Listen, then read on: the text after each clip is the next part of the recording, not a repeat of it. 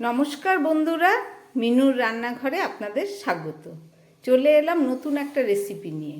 আজকের আমি রান্না করব টিফিনের জন্য একটা আলুর তরকারি। তার জন্য আমি কিছুটা আলু খোসা সমেত কেটে নিয়েছি। কেটে এটাকে একটু হালকা করে সিদ্ধ করে নিয়েছি। আর সঙ্গে নিয়েছি কিছুটা ছোলা আর মটর, এটাকেও আমি সিদ্ধ করে নিয়েছি। দুটোর মধ্যেই অল্প অল্প নুন দিয়ে নিয়েছি। আর এছাড়া আছে আদা আর কাঁচা লঙ্কা।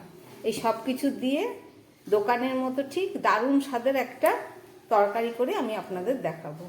তাহলে চলুন শুরু করি। আলুর তরকারি রান্না করার জন্য আমি একটা কড়াই বসিয়ে দিয়েছি, তাতে দিয়ে দিচ্ছি পরিমাণ মতো সর্ষের তেল।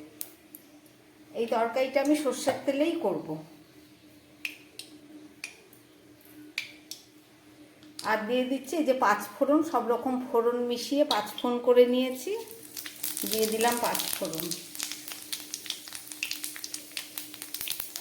আর দিয়ে দিচ্ছি একটু হিং, কেননা পেঁয়াজ রসুন দেবো না, তাই একটু হিং দিলাম। আর দিয়ে দিচ্ছি একটু আদা গ্রেট করা। আর দিয়ে দিচ্ছি কাঁচা লঙ্কা।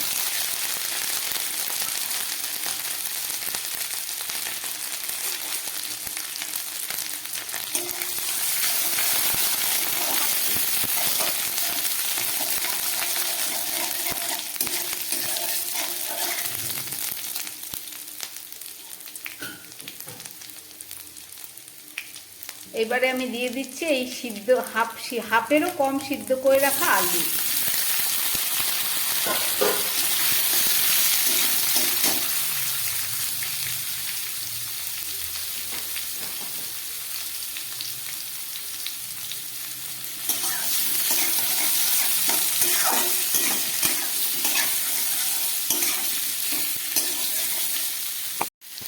এবারে দিয়ে দিচ্ছি পরিমাণ মতো নুন। আগে কিছুটা নুন দেওয়া ছিল, এই জন্য একটু কম দিলাম।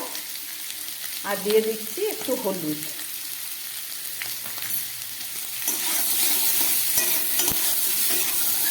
সব কিছু দিয়ে খুব ভালো করে একটু ভেজে নেব।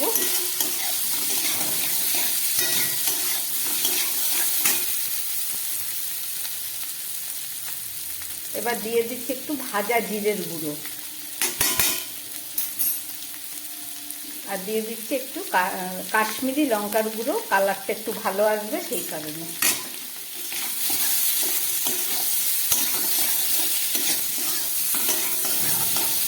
খুব চটজলদি রান্না, কিন্তু খেতে খুব সুন্দর।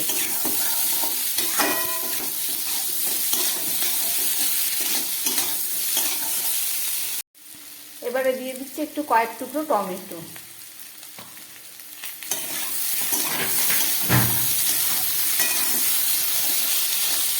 মশলা দেবার পরে প্রায় আমি 2-3 মিনিটের মতো খুব ভালো করে কষিয়ে নিলাম।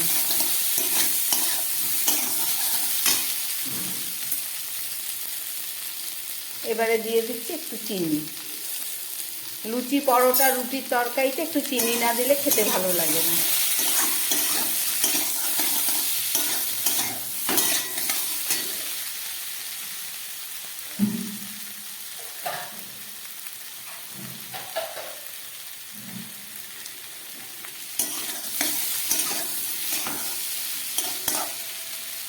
এবারে দিয়ে দিচ্ছি আমি জল।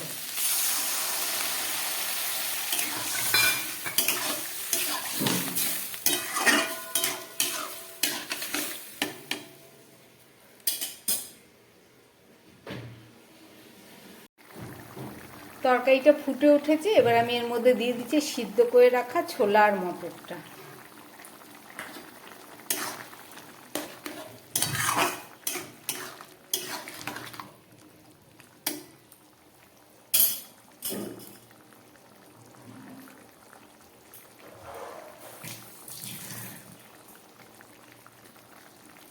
আর দিয়ে দিচ্ছি 2টো চেরা কাঁচা লঙ্কা।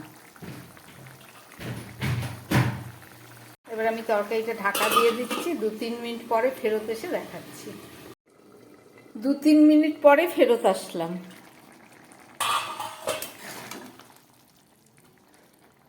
এবার আলুগুলোকে 2-1টা আমি ভেঙে ঘেটে দেবো, যাতে একটু তরকারিটা একটু ঘন হয়।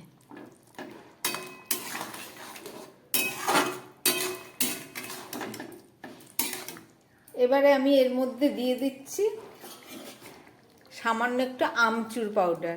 এটা দিলে পরে দারুণ একটা টেস্ট হয়। এছাড়া দিয়ে দিচ্ছি আমি 1 চামচ কাসুন্দি। নিরামিষ তরকারি দারুণ একটা স্বাদ আসে কাসুন্দি দেবার জন্য। আপনারা যারা পছন্দ করেন তারা দেবেন, আর যারা পছন্দ করেন না দেবেন না।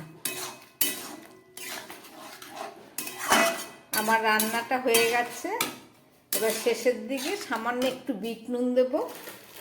নুন আমার আগেই দেয়া ছিল, কিন্তু পরিমাণটা এবার একটু কম আছে বলে আমি সামান্য একটু বিট নুন এখানে দিয়ে দিচ্ছি।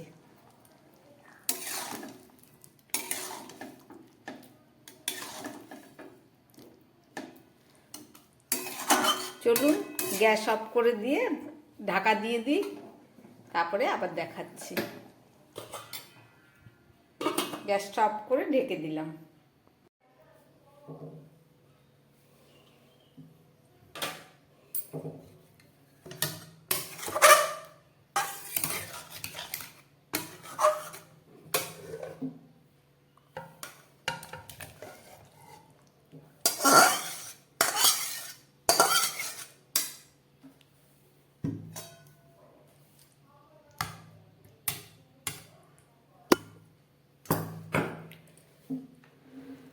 একদম ঘরোয়া উপকরণ দিয়ে খুব অল্প সময়ের মধ্যে তৈরি করলাম।